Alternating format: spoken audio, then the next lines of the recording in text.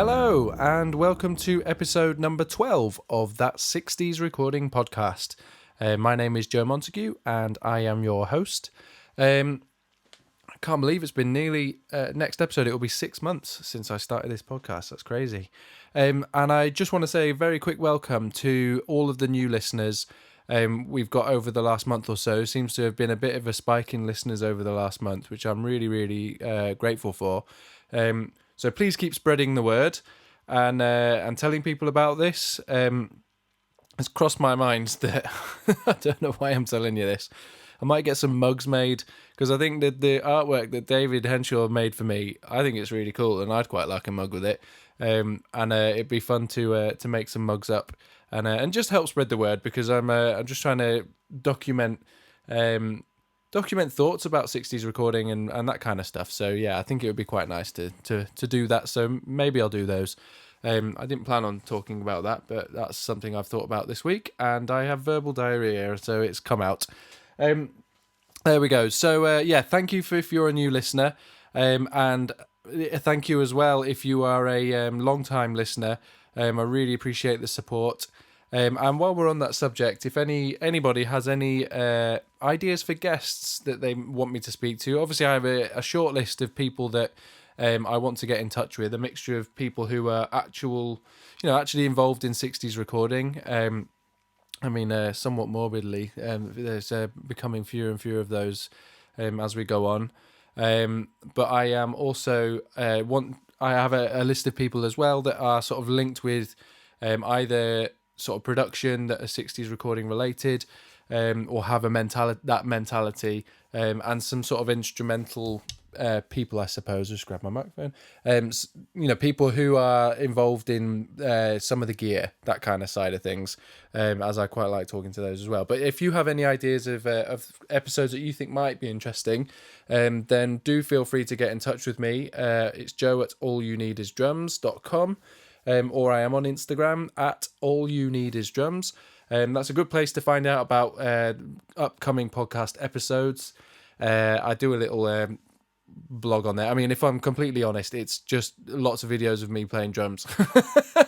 That's essentially it. But if that's your kind of thing and you like you want to hear about some of the stuff that I do, then go and get me on Instagram at allyouneedisdrums. Right, so on with today's podcast. Today I am talking to a fabulous guitarist and a absolute knowledge on all things vintage guitars, who goes by the name of Oleszko.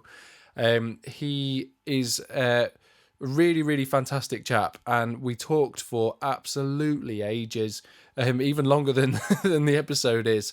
Just got on like a house on fire, and he's really fantastic. He's on Instagram. I've tagged him in the post that you'll see for this. So do go and check him out, and I'll plug him at the end of the show. And he's got quite an exciting business venture upcoming. So you'll hear me explaining the sort of premise of what we're doing. Basically, these next two episodes, and actually, as it happens, the following two episodes are going to be two-parters. And it's because it just so happens that these conversations are really long. I know from experience of listening to podcasts, I kind of get a bit lost in them. Maybe my attention span's not big enough, but I kind of get lost in them if they're post an hour. And I always kind of intended these to be around an hour long. So I've broken this up into two 45-minute actual bits of discussion. And with my preamble and post-amble, they'll be about an hour long. And I think it's a bit more digestible like that. So essentially what we're going to do, and again, you'll hear us explain in a bit more detail, is use the timeline of Beatles guitars to give a little bit of history about guitars through from the late 50s into kind of the early 70s. And we touch on amplifiers and that kind of stuff, and a little bit of recording. So yeah, I really hope you enjoy it. It's something a little bit alien to me, because as much as I love guitars, and I do play guitar, I don't know a huge amount about them. And I'm almost now going to apologise for how much I apologise during this. At the beginning, I sort of I sell myself short. I know a bit more about guitars than I perhaps let on, but it's still important for me to recognise that Ed knows lots more about them than I do. Anyway, I will stop rabbiting now and get on with the podcast. So enjoy this, and here he is, Ed Oleszko. So, really happy today to be joined by Ed Oleszko, who is a guitarist and a guitar journalist.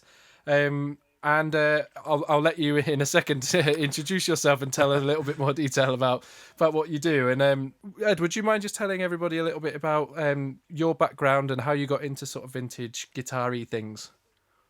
Yeah, of course. Hi, Joe. Hi, everybody.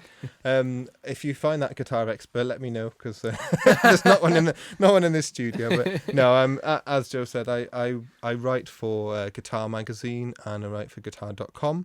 I'm also a guitarist, session player, budding producer, and all the other hats that we all seem to wear nowadays. Yeah. Trying to make anything in this world of music, teaching, and so on.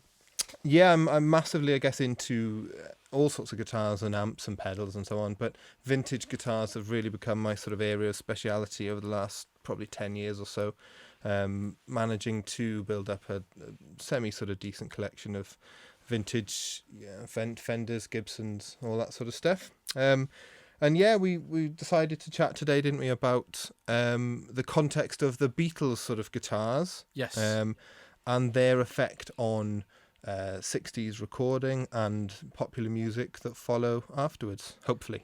Yeah. If we can do it. Yeah, I hope we can. And I think it made it slightly easier for me because I certainly wouldn't even call myself particularly knowledgeable about Beatles guitars, but at least I've seen them, and there've been in lots of pictures and stuff I've seen. So it helps me with the context if we use. So our plan is to use the timeline of Beatles guitars as a framework for talking about guitar tones and amps and things in general. And I am more than happy to admit that I am not an expert in this at all.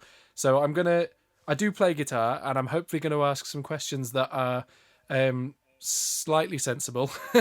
And I'm sure you will. Yeah, and I'm almost sort of apologizing for my ignorance at the beginning, but yeah. So there you go. You have some context about what we're going to do. And I'm sure it might even come to this, that there'll be a ton of questions after this that you guys all might have. So it might even be that this isn't the only time we do this, which would be nice. So we'll see. We'll see how we get on. We've got a mammoth task ahead of us. Yeah, I'm happy to pop back at any point and hopefully, interact and get some questions answered and stuff. Cool. I guess then if we kick off, we go back to the sort of late 1940s, early 50s, and there was no such thing as teenagers or popular music as such, was there? Instrument-wise, you're talking of the classical instruments. Guitars were acoustic. They were, linked and descended to all the string instrument family, weren't they? Violins, cellos, and then, all the guitars, all that sort of stuff. And then I guess early sort of 50s, along came the start of electrifying guitars. So sort of pickups got shoved on acoustic guitars, and people wanted them to be bigger and louder sounds, I guess. And what came with that was the moving of a guitar very quickly and simply from being a rhythm instrument, so the strum along chuggy chords, perhaps in the back of a Glenn Miller record, where it's a rhythmic thing and it's almost part of the drums. It's almost up there with the cymbals, that sort of, Yes. strummy guitar sound, to being, a lead instrument along, competing with the saxophones and trumpets and all that for the lead lines in music. Where that brings in with the Beatles is that around that sort of mid-50s time when John, Paul, George, and Ringo were growing up, we had skiffle music, or they had skiffle music, which was still, from a guitar point of view, largely acoustic. There was the introduction of some electric guitars gradually, as pretty much these old-fashioned acoustic guitars sometimes had homemade bits of telephone stuck on them, or running them through a sort of a record player or a gramophone or something to try and get a bit louder. But the music itself was low volume and acoustic. Can I just ask a quick question? So Of course, I've got a couple of things I want to touch on from that. So when was the first, or whenabouts was guitar amplification started? I mean, presumably you're talking about jazz bands like the Glenn Miller band and things. They must have either not been miking it up at all or just putting a mic in front of it. And when did a pickup first appear on the scene? Around about, there's a few different stories, but we're talking sort of late 40s. Gibson had a pickup, a Pt.1 pickup, and a Charlie Christian pickup named after the guitarist Charlie Christian. And then very soon they'd sort of turned into the P90, which was a very famous pickup. And that would be sort of round about the very late 40s, sort of 49, 50. Leo Fender first brought out his what became the Telecaster. It was called a Broadcaster first of all, until Gretch Drums, who had a drum kit called the Broadcaster Drums, actually got in touch with him and said, "You can't use Broadcaster, it's already used." That's so interesting. Yeah, so it's Drums' fault. It's all Drums' fault that we have the Telecaster. Yeah, I mean, obviously, I know what the Broadcaster's still an amazing drum kit now, and I had no idea there was a link there. That's really cool. That's exactly it. And one of the Fender employees, I think, again, around the same sort of time, popular culture was changing. Televisions were becoming a big thing. So one of the salesmen, Don Randall, or one of these guys sort of said, how about we call it the Telecaster, you know? And hence sort of 1951-ish, the Telecaster was born. So that's sort of Fender's big impact into the market. That was one of the first solid body electric guitars. So they were designed to be electric. Now, hand in hand with that, you had to have an amplifier. And they almost developed as well from slightly before that sort of 50s time. There was a craze for lap steel slide and Hawaiian music. Okay. So some of the first Fender instruments were actually sort of lap steel slides you played with a bar on your lap. And they had pickups and an amplifier. So, and again, very briefly, the Fender company, Fender was working with another guy called Doc Kaufman. And there's Fender and Kaufman, who started off fixing gramophones and radios, and then they decided to build a few little amplifiers. So the very first Fender amplifiers are K and F, which is Kaufman and Fender. And then that very soon just became Leo Fender himself with a Fender company. So, hand in hand, we'll talking 1951, 52-ish, you've got the first sort of Fender amplifiers and electric guitars. Had a big impact on the Gibson company, who needed to do a similar thing to compete. Historically, they'd always done sort of acoustic and jazz guitars. And as all these things, nothing happens in a vacuum, and it wasn't just one company that did this or one company that did that. You know, everyone is chipping away at the same sort of ideas, same time. You know, I mean, arguably Rickenbacker made a very early electric guitar as well, sort of known as the frying pan, late 40s, which was almost looked like a banjo, but with an electric pickup in it. Very strange, sort of little metal-bodied thing. Les Paul, who many of you may know as an artist himself, but he also found fame as being sort of Gibson's famous endorsee. And there's younger players today who perhaps only know Les Paul as a type of guitar, like a Stratocaster, a Les Paul, and not knowing that he was an actual artist, you know. So, whereas you have the Ed Sheeran guitar these days, back in the 50s you had the Les Paul. That's sort of jumping ahead. But I guess all these things are relevant when it comes to the Beatles, because as we'll talk about, Beatles had Rickenbacker guitars. Beatles, towards the end, had a Gibson Les Paul George used. They certainly had a lot of Fenders as well. So going back into the history of it, as teenagers growing up, John, sort of Paul and George, Ringo, they had skiffle music naturally around them. And in the States, in the USA, obviously the earliest sort of rock and roll and blues music was being recorded and used, you know, Muddy Waters, Howlin' Wolf, then leading on to people like Chuck Berry, Bo Diddley and so on.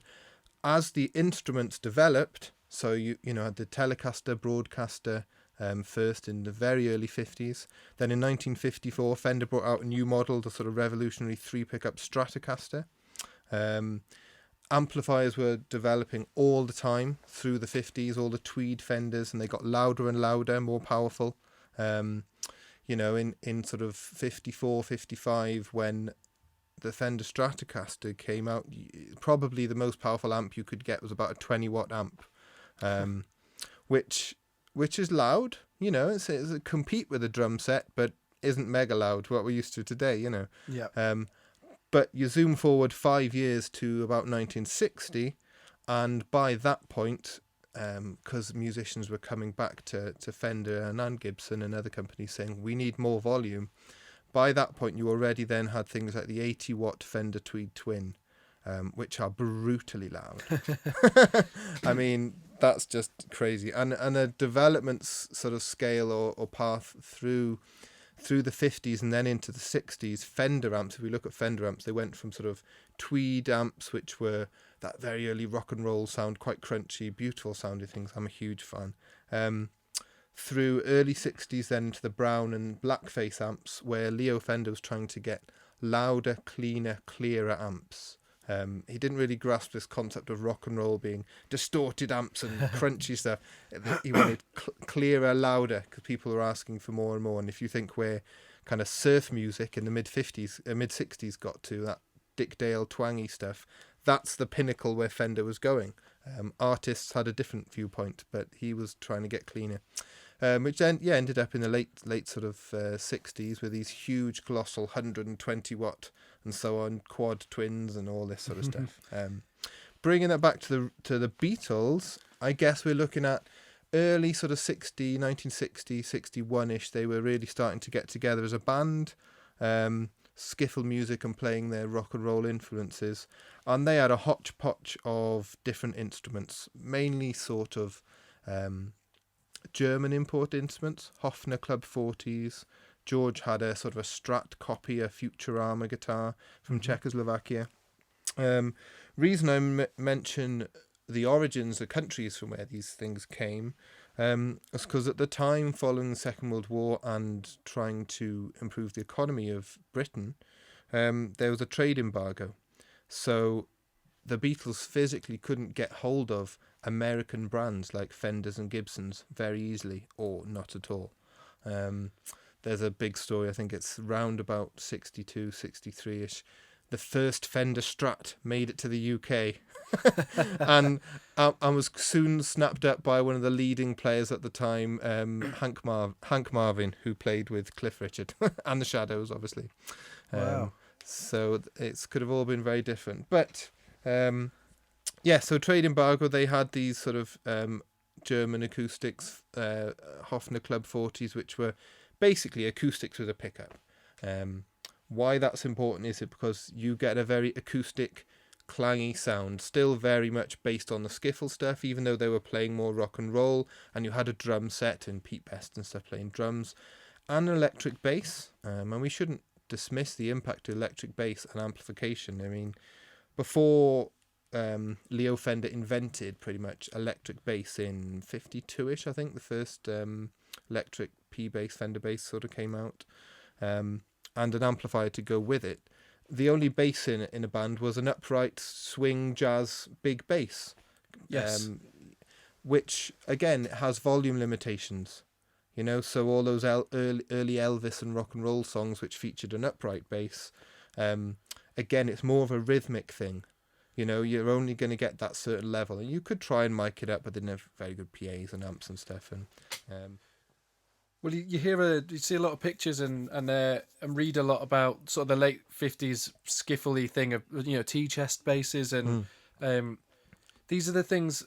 I mean, as a sort of a non first instrument guitarist, these are things I never really even thought about. I find the fact that it came from almost late 40s where an electric guitar didn't even exist, and then sort of 10 to 15 years suddenly it's the instrument that's dominating everything, and it's how fast it must have, it just grew so quickly.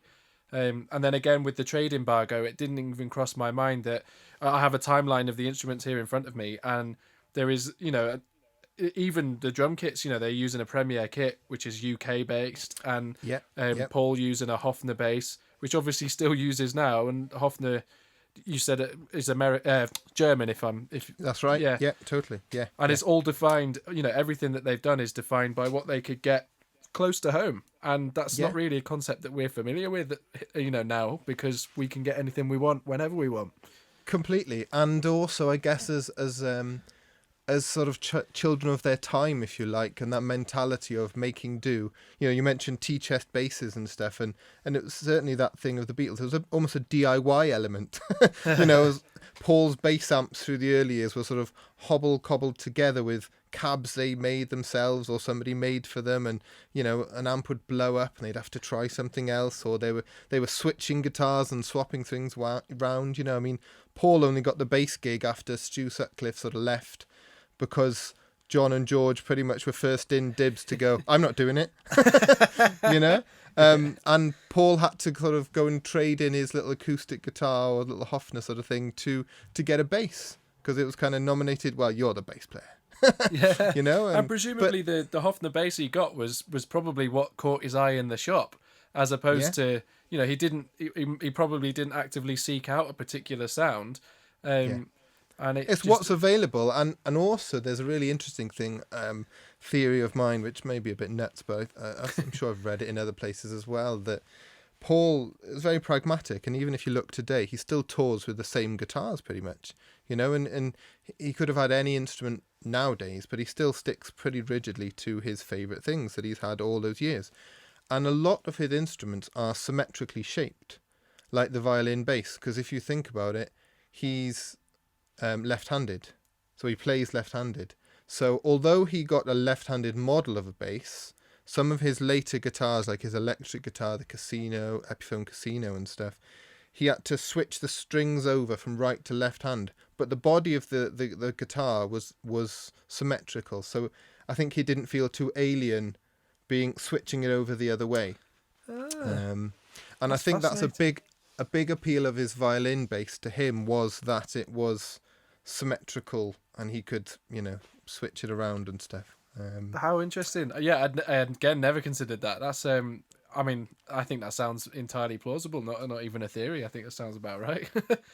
But again, it was what's available. You know, they were in Germany at the time, playing in Hamburg. Go to the local music shop, Hofner would be available. You know, and that's what he had and chose. But what I find amazing is, as they then developed and became, you know, the world's biggest act of all time, Paul and his bass, a great example, he played that Hofner right through the Beatles. I mean, there was a period in, you know, roundabout sort of Sgt. Pepper's White Album time when he played a Rickenbacker bass that they gave him. A couple of Fender basses ended up at Abbey Road when Fender finally sort of got an in with the Beatles and managed to ship them a bunch of gear. But you go towards the very latest stuff they did, the Let It Be sessions in Abbey Road and stuff, and it's Paul playing his Hofner again. You know, he did have a couple of models eventually because one got stolen and so on, but it's that same instrument, and he could have had any bass and any instrument in the world.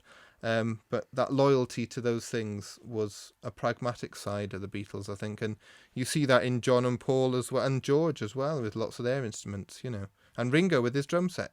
Oh, precisely. Yeah, it was pretty much identical all the way through, just ever so slightly bigger, and then obviously changes again towards the later years when he swaps to the sort of natural Ludwig, but it's still a Ludwig, and it's still essentially a very similar thing.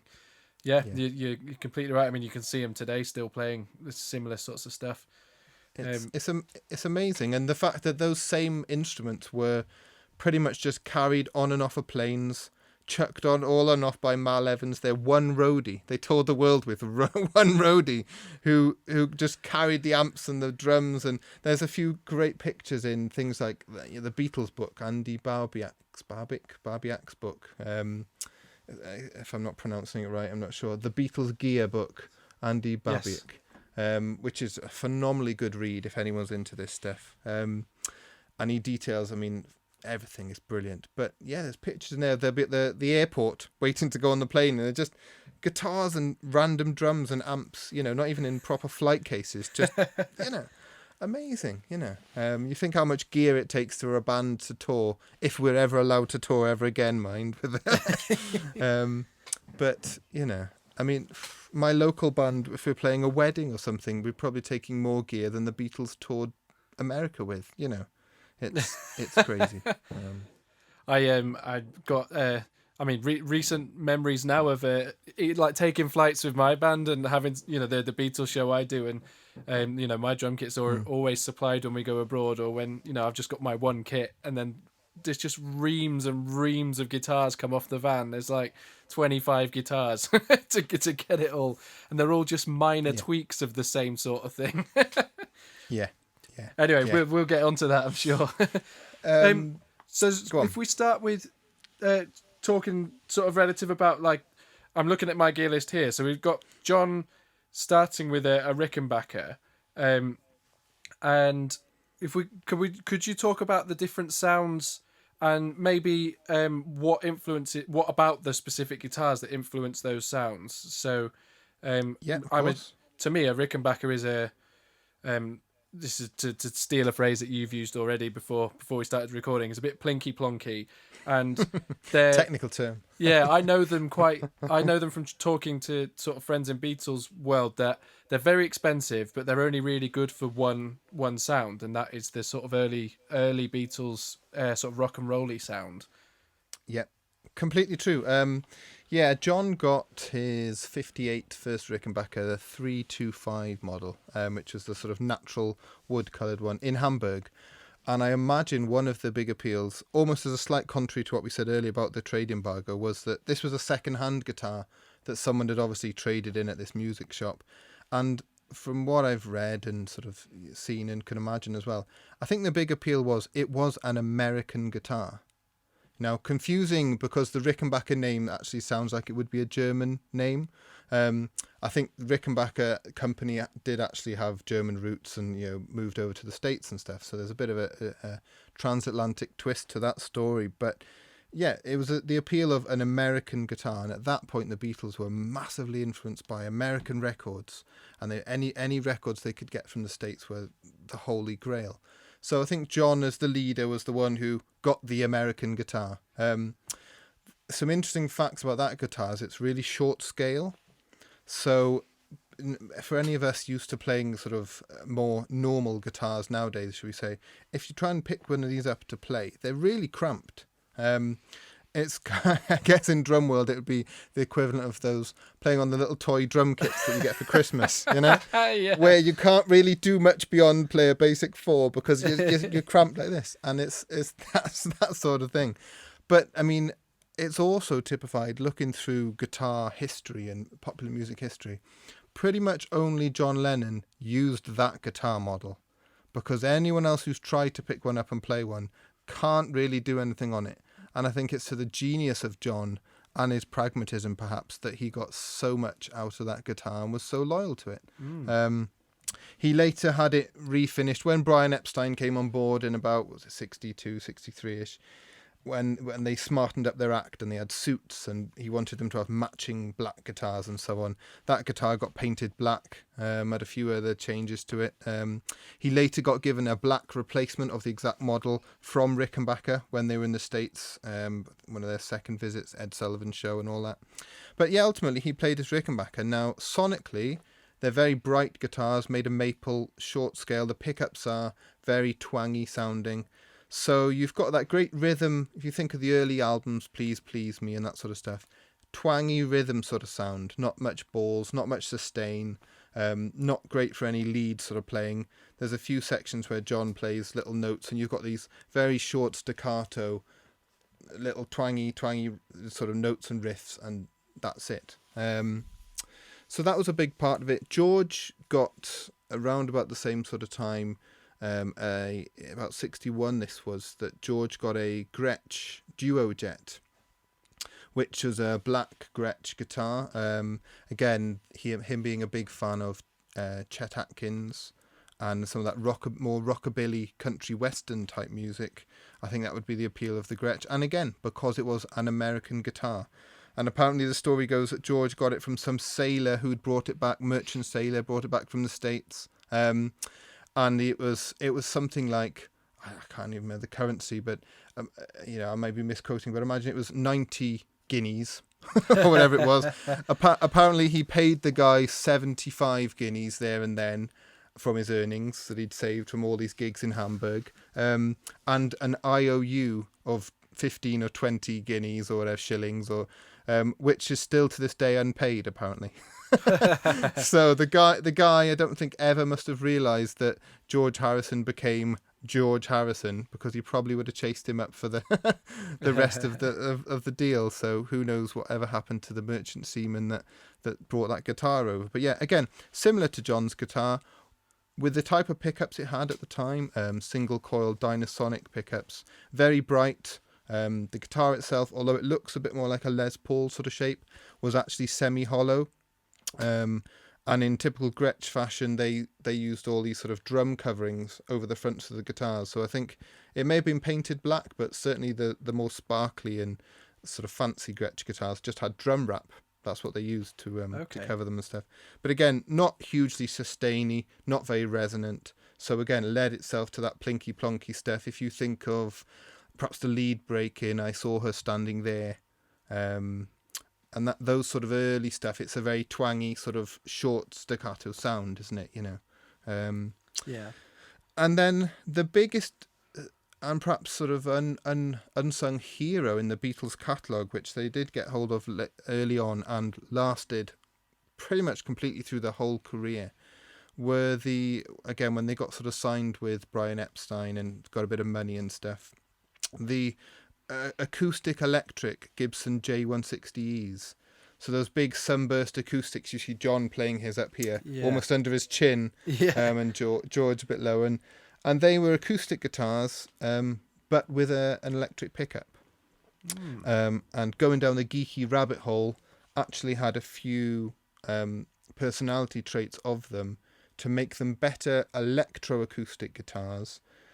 They actually, Gibson deliberately made them with a laminate top rather than a solid top, which is interesting because a solid top acoustic is a big, resonant, lovely acoustic sound. Laminate, not so much. Ironically, when you're on stage or you want to plug into an amp, all that resonance from an all solid top actually makes more feedback and is harder to control and is a nightmare. So they deliberately made them laminate tops to be stiffer and to hopefully not feedback so much. Interesting. And they had the electric pickup in, and the Beatles used to use them mic'd up as acoustic sort of sounds, but also into the amps. And for such a long time, even including their massive world tours when they were huge Beatlemania phase, 64, 65, 66 sort of time. Often, I mean, John Lennon, for example, at that point, his J160 acoustic with one little sort of P90 pickup in the neck, that was his backup guitar. So if his Rickenbacker or even Epiphone Casino at a later date broke a string on stage, he'd finish the set just on this electroacoustic. Didn't even have an ideal replacement. It was just, those were the guitars they used. Again, they were a massive part then of that early Beatles sound. Lots of acoustic, and even plugged in the amp, it's quite a rhythmic, acousticy, strummy sort of sound, isn't it? Yeah. How did these guitars compare with what other people were using around that time? So I guess if you could generalize, you might say that now seeing somebody holding a Strat or a Tele or whatever is a common sight. What were the sort of the common guitars being used by other people? Because presumably the Rickenbacker and maybe even the Gretsch were quite uncommon for their time. Definitely. I think they were sort of held in quite high esteem in Liverpool when they would come back from Hamburg as, an increasingly successful big artists, to have these, these American guitars. They were sort of a cut above the other guys would have sort of homemade almost guitars in terms of, some British brands knocked together stuff. Like, say, the German things like the Hofners were quite popular. You had sort of Selmer and things like that in the UK making little amps and guitars. But yeah, they were hugely influential in their gear choices.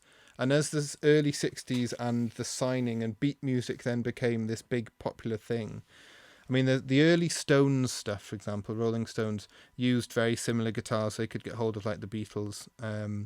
Then they went into other stuff. Other bands who were very much influenced by the Beatles, people were buying those type of guitars by the bucket load. As soon as the Beatles made it big, Gretch guitars couldn't make enough guitars, the same as George Harrison had. Rickenbacker couldn't make enough, the same as John's. And it's the same with the drums, wasn't it? Ludwig, Yes, as soon as yeah. Gibson, as soon as the Beatles came big, Ludwig couldn't make. They sort of had to open extra factories, didn't they, and make them 24/7. And so they were influential on other things and the sound. So again, I think a huge part of it is the amplification. So they had in Hamburg, the Beatles had again what amps they could get secondhand, some Selmer things.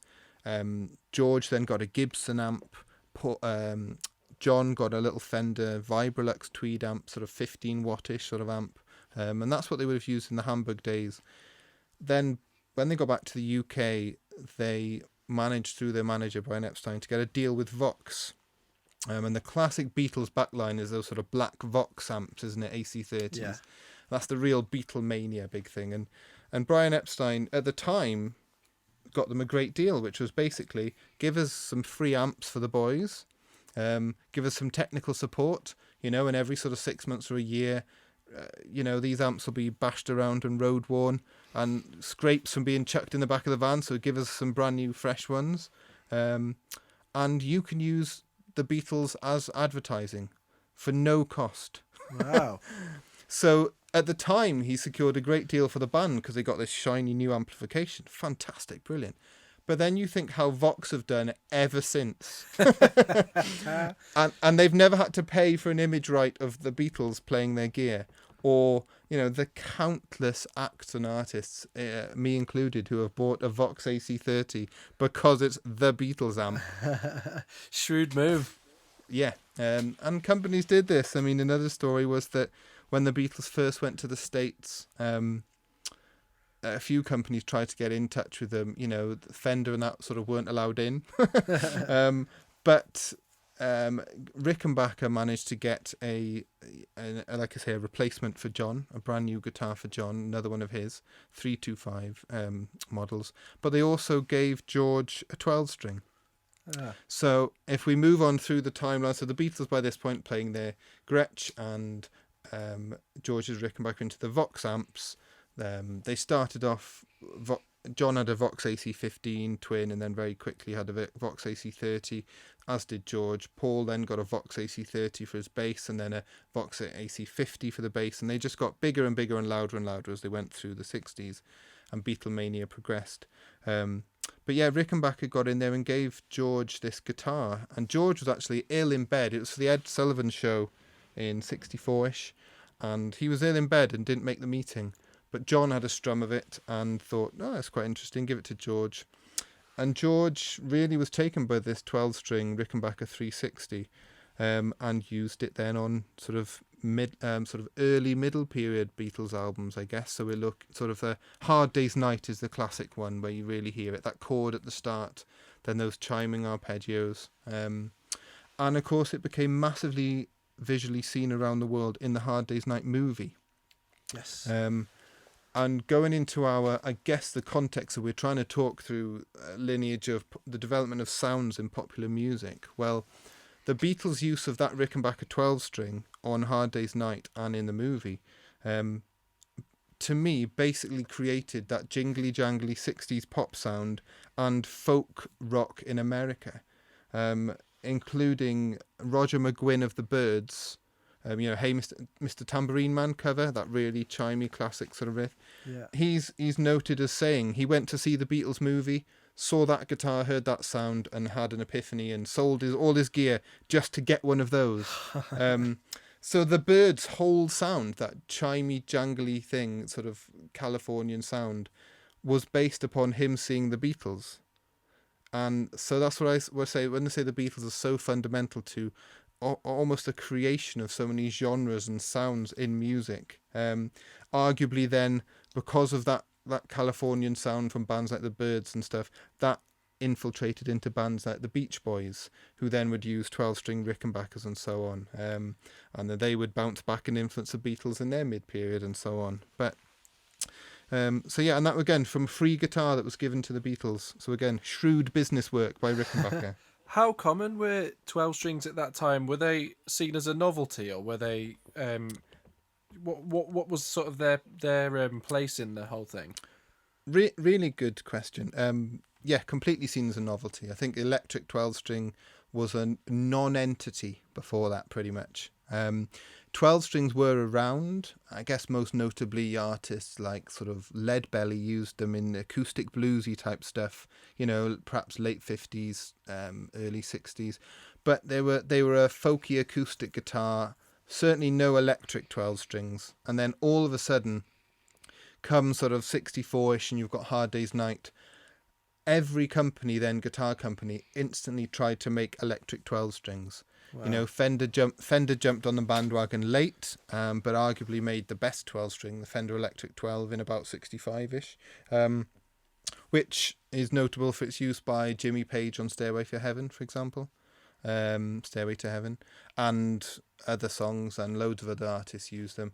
Everyone then was making 12 strings, and for a couple of years you couldn't almost have a pop record without electric 12 string on. Again, came from the Beatles, that sort of chimey sound. Beatles then going forward, again, they didn't sort of stand still.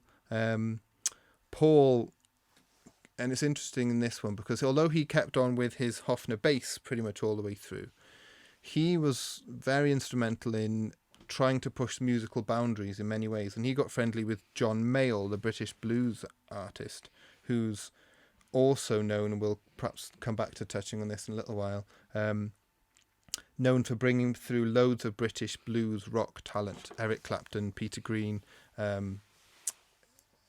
amongst many others, Mick Taylor and so on, played in the Blues Breakers with him.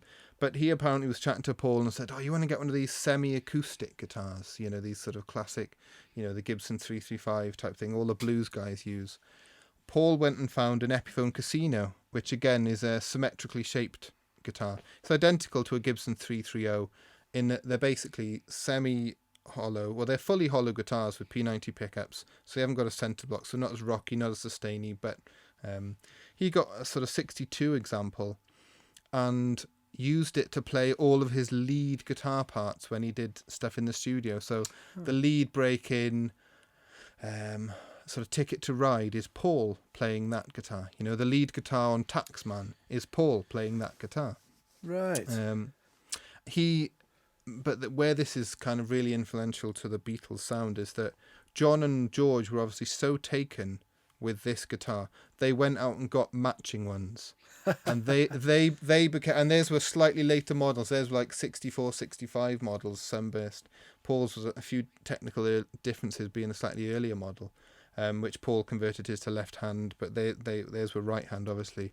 But yeah, and they became those big Sunburst guitars that you see them with in classic Beatlemania, 65-ish, the final world tour, Shea Stadium, the Japanese tour. That's those Epiphone Casinos. And again, that was thanks to Paul that they got those. Was Epiphone its own company, a company in its own right at that stage? It was, and around about that time, well, probably actually by that stage it had been bought out by Gibson. It was the early 60s, 62, 63-ish, I think, from memory. Again, all these dates are roughly, because I'm not checking them all out exact. So if people are questioning, by all means go on Google and find out the exact date that Epiphone was bought out by Gibson and let us know. But from a guitar sort of chronological perspective, then Gibson then bought out Epiphone, and nowadays we know Epiphone as the budget brand of Gibson. Yes. If you can't afford a proper Gibson, proper in inverted commas, then you get an Epiphone. I mean, Epiphone have made fantastic guitars for years and continue to do so. Yes. But yeah, it wasn't a budget brand at the time, so them having the Epiphone Casinos, they were just as good as a Gibson, and arguably the early Epiphone jazz guitars were better than Gibson, and that's why Gibson bought them out. But that's a whole nother tale, perhaps. So I suppose John getting hold of one of these is the start. I don't know how to phrase this properly, but it's the start of them almost or sort of maturing away from sort of the rock and roll clangy sound into a almost, I'm going to say a smoother sound, but I imagine if you've got a 335, you can manipulate that sound more because it's a richer, more honest tone in its own right. And then, as opposed to a Rickenbacker, which is massively so. got a very so that's got a really sort of signature sound that you're going to struggle to. It's it's not a blank canvas to work from. I think you're bang on, and I think this is where it's so important to look at the technical instruments that they had as an influence on their sound. I think it's no coincidence that John getting this Casino, which he obviously adored because he continued to use it throughout the rest of the Beatles' career into his early solo career. His first gigs with the John Lennon, Yoko Ono, Plastic Ono band in Toronto in Canada. He's using that same Epiphone. It's been stripped of its paint by then, which is a later story, but it's the same guitar. But I think for John in particular, he's going from this cramped Rickenbacker that, like you say, made that one sort of technical term coming, plinky plonky sound, which is completely, to be unfair to Rick, because it made a lovely, beautiful, chimey sound, but it is That's better, yeah. But they are short in sustain, very staccato, very, very cutting and bright. Not a lot of grunt or push to get any sort of overdrive and so on. To the Epiphone Casino, which had these beautiful Gibson P90 pickups in it, and far more sustain in the guitar, not as much as a fully solid, guitar or a centre block solid like a 335, but still, lovely. And you see John's playing develop. He's playing more lead lines. He's playing more intricate chords, probably practically wise, because he's not just cramped on the neck of this short Rickenbacker.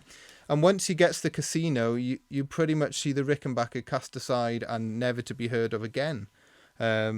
Which was huge for John because he'd used that Rickenbacker for sort of 4 or 5 years before that point, and then it was gone, and the Casino sort of takes over as his main electric guitar.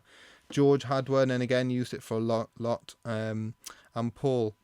And their style, as you say, developed more. The Casinos are fantastic studio guitars.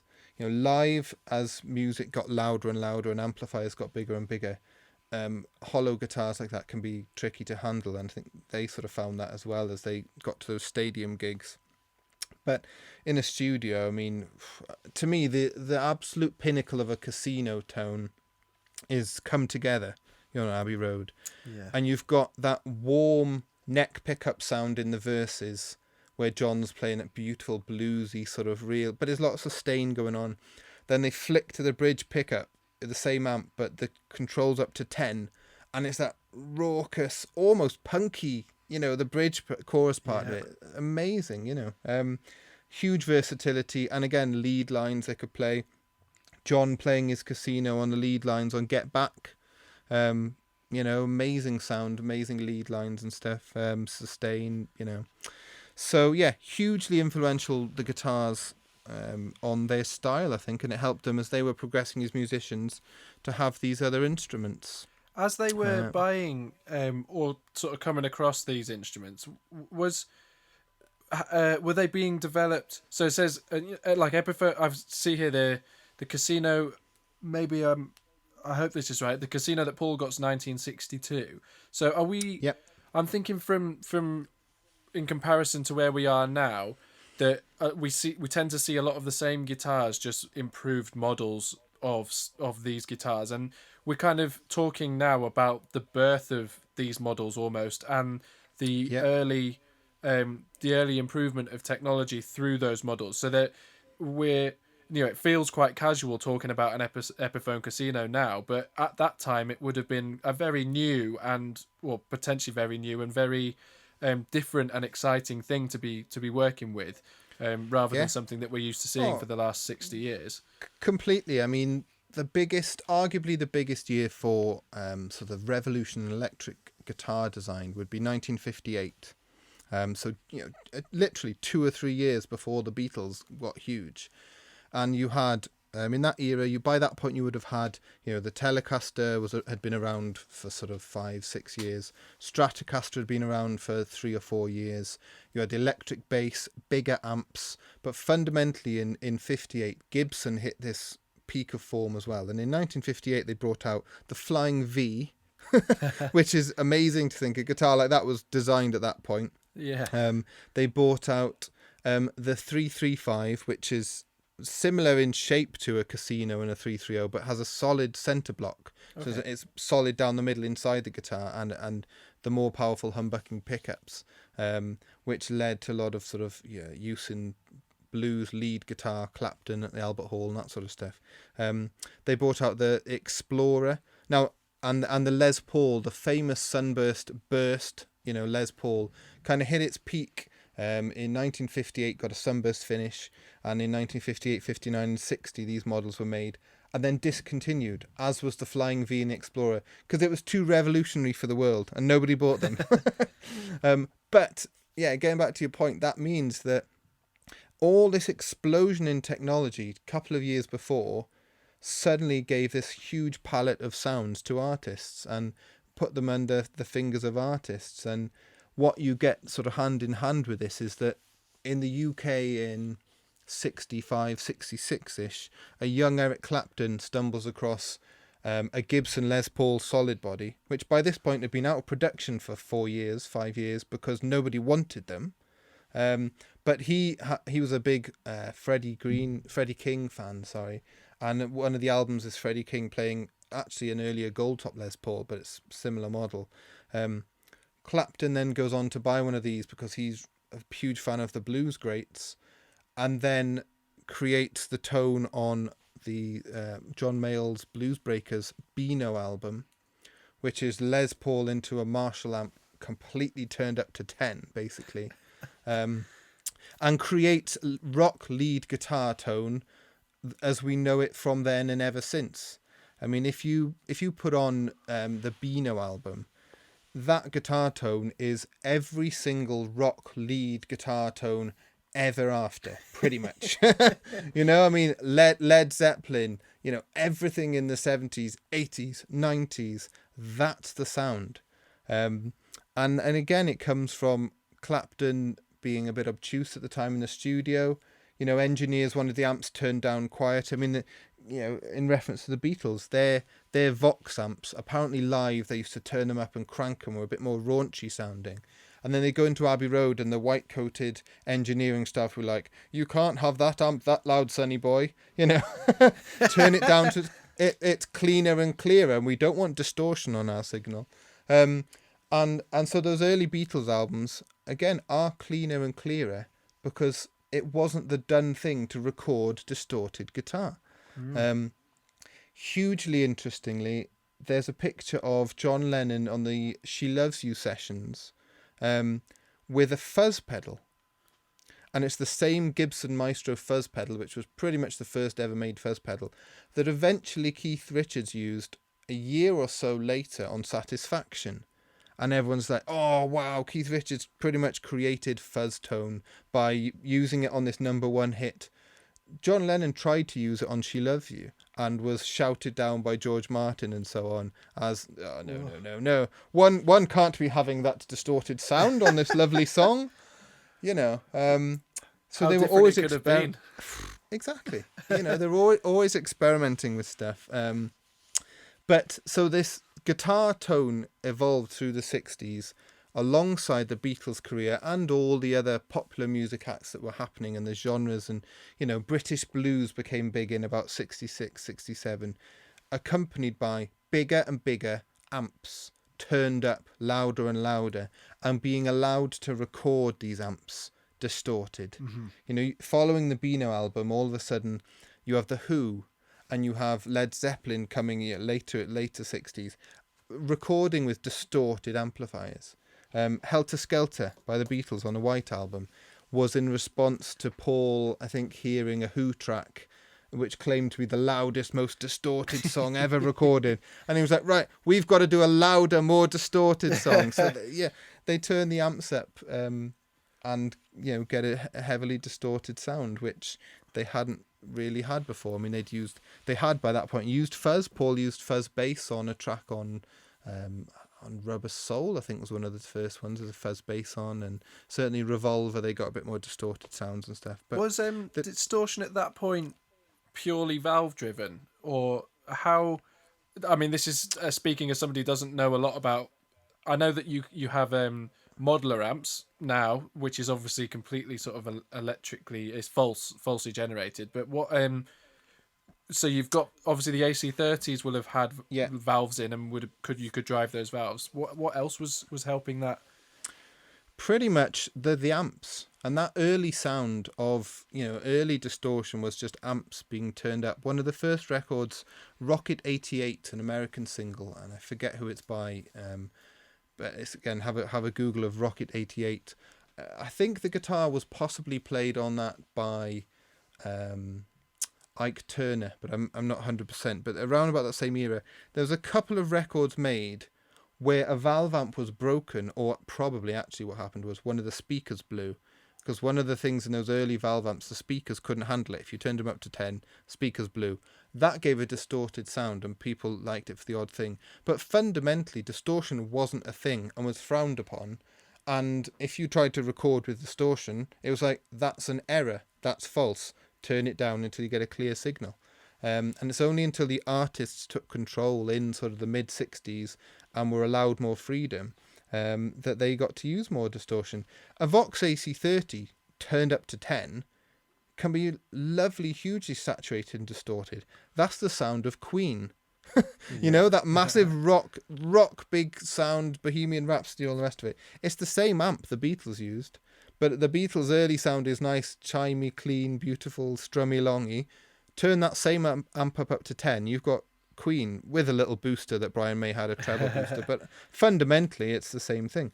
The distortion, yes, was created by valve amps, apart from fuzz pedals, which make a different buzzy sound, like we mentioned, that satisfaction tone, or as Beatles used on a few things. But that's a sound apart. Ultimately, it's valves, and that's the sound that guitarists and producers have been chasing ever since. And arguably, which is why the guitar world is so retrogressive in its development. Arguably, you're saying about, at those times the instruments would have been exciting and new. We haven't really moved forward from there. Yes, we have all this digital technology now and modelers, as you say, and profiles and multi-effects and all this, but everyone's still trying to get the sound of, and going back to what we said about Clapton, a Les Paul plugged into an early Marshall turned up to 10. That's the sound, and arguably you still really can't get that sound without using the real gear, which as a shameless plug is going to be one of my future businesses, where I'm hoping to setting up my studio now. I've got a bunch of these old vintage amps basically, and I'm hoping that people can send me tracks, and I can run them through these vintage amps and send people back the proper sound. Because once, as you know, with drums, a drum plug-in is great. A sample drum is great. But give me a real drummer mic'd up properly with decent, ribbon valve mics into valve preamps, playing in a room, drummer like yourself playing the drums over a sample any day of the week. And it's that same process with guitars, which I'm hoping to get to. I wholeheartedly agree.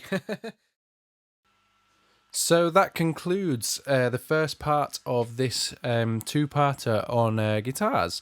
I really hope you enjoyed that. I found it really interesting chatting to Ed, and it's quite refreshing for me to talk about something other than drums. So I really enjoyed having that conversation.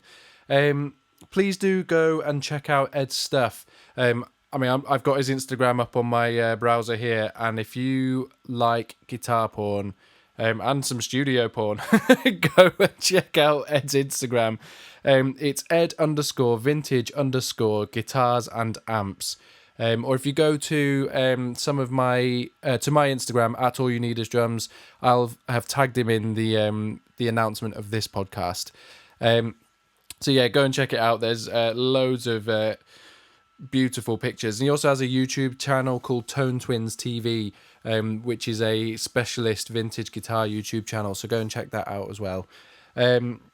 Fantastic. So I will leave you and to get on. I'll see you in a couple of weeks with the second half of that episode. We'll talk a bit more about amplifiers and sort of the latter half of the 60s, I suppose. And that's that. I don't think I've got anything more to say. As I mentioned at the start, you can get in touch with me, Joe, at allyouneedisdrums.com. If you want me to do a run of mugs, then tell me. I'll probably do one anyway, because like I said, I want a mug. Yeah, I don't think I've got anything else to say. A huge thank you, as usual, goes to Joe Kane for the incredible intro and outro music he created for me, and my good friend David Henshaw for the beautiful artwork that he supplies. Have an absolutely fantastic fortnight, and I will see you in a couple of weeks. Goodbye!